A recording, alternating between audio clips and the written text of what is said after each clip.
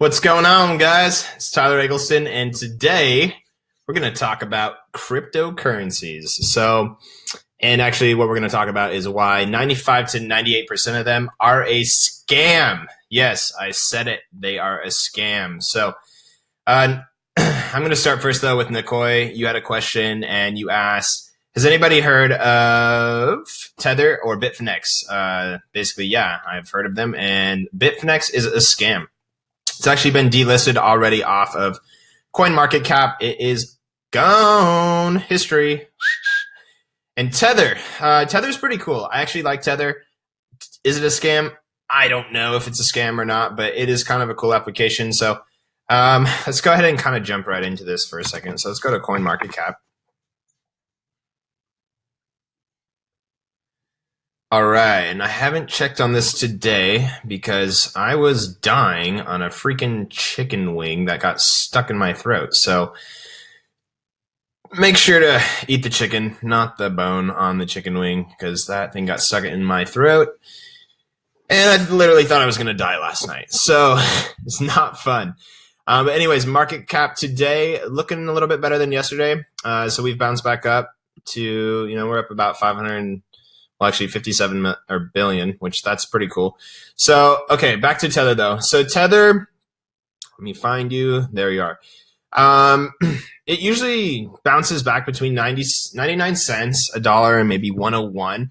But what it is, Tether is kind of a cool platform in the sense that if the market's going down or I think it's going to crash, like say today I made a great gain, a lot of people, what they'll do is they will throw their money back into Tether, or if they're trying to day trade Bitcoin, which some people do that. And what they'll end up doing is they'll buy Bitcoin, and then when they want to sell their Bitcoin, they can move it to Tether, which is apparently backed by the US dollar, which I don't believe that it is, but that's kind of what they're doing is they're saying, yeah, it's backed by the USD, right? So for every coin, you're going to get $1. And then what happens is if Bitcoin goes down, they can buy back in from Tether back into Bitcoin. So what's cool about this, and the reason that I've used it before is because it saves you from having to pay a bunch of fees of transferring Bitcoin back into like Coinbase or GDAX and then transferring that into your bank account, right? And then every time you try and get it out, sometimes it takes like 4 or 5 days and it's a pain in the butt. So basically Tether kind of solves that problem, and that's what makes it, kind of neat. However, I have read about Tether, though, that if they had to give back this $1.6 billion, that they wouldn't have enough of it. So that kind of scares me, and that kind of throws a red flag. The other thing is Tether moving the market. Is $1 billion really going to move 557 billion? No, it's not, right? So I don't have my money right now in Tether. I just know a lot of people, they will put their money into Tether just to kind of, just to kind of secure it. It's another way to try and secure it. But if it's a scam, then it's going to get delisted, just like, Bitfinex did. And so Bitfinex, if you look on there, it's not even on CoinMarketCap anymore. Pretty crazy. So, all right. So I kind of wanted to talk a little bit more about these altcoins, though, and why I think they're a scam. I'm not saying you can't make money with them. Don't freak out. I'm not saying go sell all your coins that you have right now. You can hang on to them. You need to do some research. So this is why I think they're a scam. I thought a lot of them were a scam, but this book is called Cryptocurrencies 101 by James Altucher. I'm sure you guys have seen his ads on Facebook popping up. I happened to buy his book just because I wanted to see kind of what he talks about. And he actually says a few cool things. And so this is a little irrelevant, but it's also really cool. So he talks about thesism, humanism, and dataism, and how they all are basically very similar to money, and that is no different. So take any industry. I'm going to read something, by the way. Take any industry, medicine, for example. If you got sick 1,000 years ago, or 5,000 years ago, or 20,000 years ago, you'd pray to God or a God to save you from the illness afflicted upon you. Or you would assume that you had sinned and you were being punished, and this is why you were suffering. Well, that would suck, right? Nowadays, we have doctors, which is kind of cool. That's when medicine depended on thesism, a belief that a higher power would solve our problems. Thesism gave way to humanism. We went to human experts instead of shamans or priests. He or she patted our backs until we coughed. Maybe we'd get a little hammer that would hit our knee, and the doctor would say, take 2 aspirins and call me in the morning, right? Kind of funny. So when aspirin came out, that was pretty much the joke. Why go see a doctor when you can pop 2 aspirins, right? But, let me read this too. This is funny. This was fine, but there were so many diseases and illnesses that we couldn't solve. And humans are ultimately flawed. George Washington died because doctors thought leeches would suck the illness out of his body. Stupid. They literally thought putting leeches on his body would suck the illness out. And instead, what did it do? They just blood sucked the crap out of him and he died. That sucks. All right, even now, 250,000 deaths from human malpractice occur each and every year. However, with the new data that we have, instead of a doctor just looking deep into your eyes with a bright light, they now send you to get an MRI, an EEG, or even a genetic test. In the new future, the doctors will feed those feed those data into a database, and the database will then say what likely illness you might have. So what's kind of cool about this is actually the average lifespan goes up every year now. So that's actually pretty neat. So like as time has gone on and as we get older, we're living a little bit longer, which that's pretty neat. So why did I bring this up? Because this is very similar to kind of how wars happen and how money's happening. And so I'm not going to go too much further into it because the next part of it's kind of long, but the whole point of it is money's the same way, right? So in the beginning, there was the barter system. If I was a shoemaker, and somebody wanted some shoes, maybe they would bring me some rice, maybe some apples, maybe a sword. I don't know. Whatever the heck I felt the value of my shoes were worth, I could trade to you in that form. So then after that, then you obviously had different currencies that were dependable, maybe within that city. Maybe they had like a certain currency. And then you had gold. And what was cool about gold was gold doesn't really have any borders, right? So gold can be traded anywhere around the world. Anybody can buy or accept it. But like the US dollar once was backed by gold, and now it's not. If you actually look at it on the back of the US dollar, it says, "In God we trust," right? So basically, this note is backed by God, which is the biggest joke in the world. So what it really is it's basically saying that since we took the dollar off the gold standard, we now need to have something that is legitimate in order for people to believe that this thing that is a note actually has value. And so it's kind of funny because when people ask, oh, well, what is Bitcoin backed by? What is Ethereum backed by? What are all these things backed by? The same thing that the dollar's backed by. Pretty much nothing, right? So it used to be backed by something, but really all the dollar's backed by now is this hope and belief that the federal government is actually going to do and say what they are. But in reality, it's not. And so Bitcoin is very much similar. The cool thing about it, though, is it doesn't have any borders, right? So these coins don't have borders. Like if I wanted to take Bitcoin to Mexico and trade it over there, I could. If I want to go to Europe and do it, same thing. But with currencies that are backed up by a government, you have these borders. So the US dollar has value within a certain border. And then when you take, the peso, it only has value in Mexico. I mean, you can't bring the peso over here and start trading it. I don't know anybody that would take it. So anyways, that's kind of how money's been working. And so the cool thing about crypto is digital money has been trying, they've been trying for years to finally make it happen. But the problem was with the ledgers, somebody would manually have to write in everything. So it didn't solve the problem that money has right now, right? And so a lot of things with problems that have money that crypto solves, I don't really need to go into that and talk too much about that. You guys can do that research. There's tons of different ways and most of you guys understand. So I just kind of want to stay on track on why all of these different coins are a scam, right? So I want to talk a little bit about the dot-com bubble. And I don't know if a lot of you guys remember that. Some of us were probably pretty young when that happened. But in 96 to 2000, there was a huge dot-com bubble, kind of like what we're having with crypto right now. And if you got in 96 up to 2000, you probably made a crap ton of money as long as you got out before the crash happened. And I'm not saying that, we're going to have a crash soon or anything like that. I actually don't think we're going to have a crash with crypto for a long time. Sure, it went all the way up to 19,000, came back down to like $9,500. Is that a crash?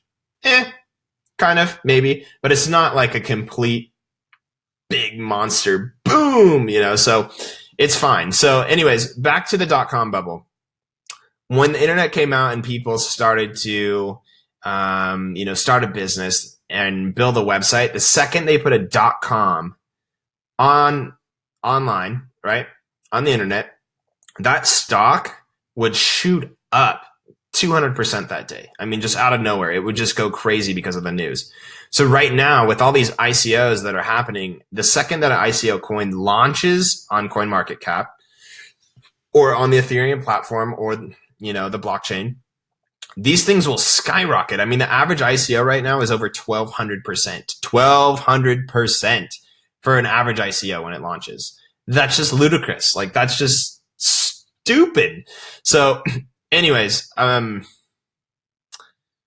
it just is mind-boggling. So basically with, all these ICOs and everything, they're very similar to the .com, and this is why. It's not hard to make a website, right? Especially today. But back then, maybe you needed to know a little bit about code. But if somebody put a .com on their website, it didn't mean that website was legit. All it meant was they were finally going to make a website for whatever business they owned. And that meant, okay, let's go ahead and invest in these guys because they are moving with the times, right?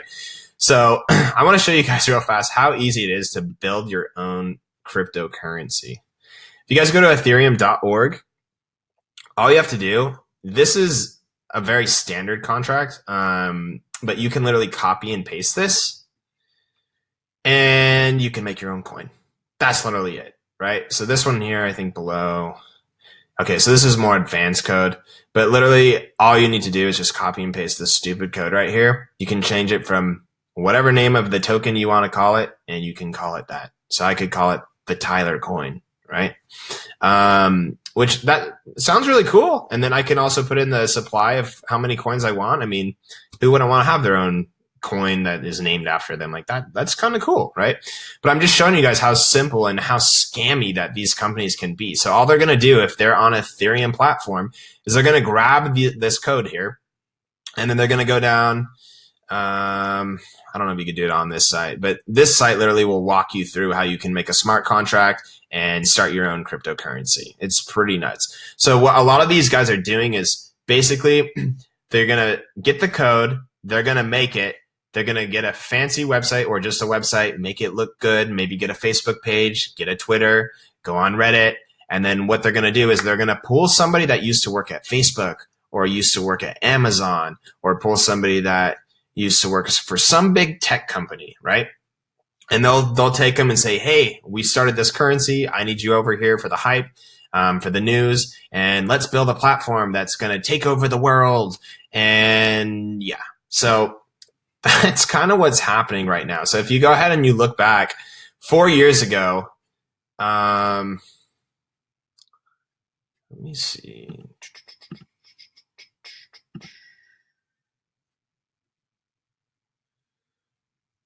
Alrighty, so this is the top 100.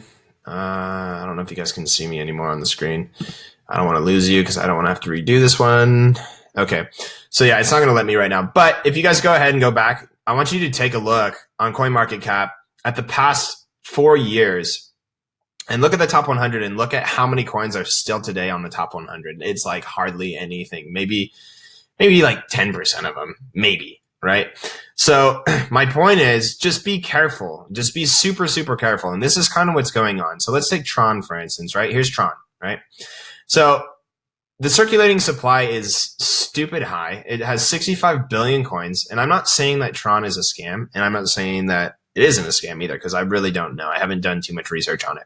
But I'm sure you guys have had the conversation with somebody when you go and talk to them. And you ask, hey, have you gotten any Bitcoin yet? And they're like, oh, no, it's way too late to get involved. Like, isn't Bitcoin like $10,000 or something, right? And it's just so funny to hear that because people think that they legitimately have to buy a whole coin. They don't know that they can buy a little bit or piece of a coin. So logically, when you get all these new and young investors, they're going to see Bitcoin. oh, $11,410. That's the price right now since I am recording. And they're going to think, okay, if I put in $100 and you explain to them that they can get a piece of a coin, right? I can either get like 0.0001 of a Bitcoin. It's probably even less than that. Or I could go get some Tron and have a few thousand coins. That sounds cool. And logically, or psychologically actually, in the brain, it's going to tell you if I buy something for 7 cents, the chances of this hitting 14 cents and me doubling my money versus this hitting $22,000 or $23,000, it's just funny, but psychologically, it just seems so much easier for something to go and hit, 14 cents. However, what you need to look at is over here. Okay, in order for this coin to be 7 cents, because of the high circulating supply, there's already $4.6 billion invested. So in order for this to get up to 14 cents, this is going to have to get up to about $9.2, $9.3 billion to double. Okay. So it's just kind of crazy. And it just kind of, after like reading this stuff and doing more research on it, that all these coins could potentially be scams. I'm not saying you guys can't make money with them. I'm not saying that. I'm not saying go sell your coins. What I'm saying is, in the last video that I talked about CoinMarketCal. And so CoinMarketCal is a calendar of when certain coins are going to potentially release something, right? So if you guys hop in on those coins and there's a good buying time, like right now, I think is a great time to buy. I'm not a financial advisor. I'm not going to tell you what coins to buy or when to buy, but on a down day, if you have extra money or whatever, and you find something that's going to have news within a week or two, and it's a good time to buy, 90% of the time, once that news gets released, that coin is going to shoot up. I don't know how high it's going to shoot up, but it generally goes up. And then if you just cash out, throw your money back into Ethereum or throw it back into Bitcoin, you'll be good in the long run, because these two coins, I honestly think, are going to stay around forever. Just because, I don't think there'll ever be one coin to rule them all. Just like in the world, we don't have one currency that rules them all. Just because there's borders in certain areas. I mean, there's the euro, there's the peso, there's the yen. There's so many different currencies. It's crazy. So I think we're gonna have quite a bit of them stay around. So the safe bet, I mean, I could see Ethereum hitting $10,000. I really can. And why? Because all of the new coins that are coming out, a lot of them are coming out on the Ethereum platform because there's a thing called a smart contract. And, a smart contract is pretty cool. It's just like that vending machine. So I already talked about that. So that's pretty much what's going on, in the market right now. So I wouldn't sell all your coins. Don't do that. Just do your research on them. And there's 3 things that I would look for when I'm doing my research. Okay. Is it different than Bitcoin? And what I mean by that is there privacy to it? Because Bitcoin does not have privacy, right? So I think privacy coins are going to be something in the future that will be really good. Nobody needs to know if I'm giving you money. Like, who cares, right? The Federal Reserve cares because they want to tax it. Well, you know what? I'm not going to talk about that, but I'm not a fan. So the other thing is, as far as maybe you should look at, how's the circulating supply? Does it have a lot? Does it have a little? And just because it has a lot doesn't necessarily mean that it's bad. It's just kind of more of a red flag. Like when you see something that has billions of dollars, it's probably not going to, billions of coins, it's probably not ever going to get over $50 to $100. And some people, like, they'll see Ripple and they're like, oh my goodness, it's going to hit $200, $300. Maybe it will, maybe it won't. But the chances of that happening are so much more slim when you have a high circulating supply. So that's something that I don't like. And the third thing that I would do is, if you guys can find out and see if their code, is it doing anything different than Bitcoin at all? Or is it just, just another coin? If it doesn't have anything that's different, it's probably a scam coin. So anyways, that's pretty much it for this video, guys. I just wanted to kind of give you an update on that. Make sure to do your research before you get into any coin. Long term, I do think Ethereum, I know I already talked about it, but I do think it's going to be a really, really good one. And the value of it is only going to continue to increase because we're going to have more scam coins come out. And that's just what's going to happen. They're just going to come out on the Ethereum platform, and that's going to drive the price of Ethereum up. So, long term, Bitcoin, Ethereum, awesome. Some of these other coins that are in the top, top 50 could be really good. I'm still a fan of VeChain. It's a good one. It's not down too much today. Might not be a bad time to, just buy a little bit of it. But yeah, so that's pretty much it on that. If you guys have any questions, if you like the video, please subscribe and please like on that mash button for me. Maybe share it for me. But other than that, we'll see you in the next one. Peace.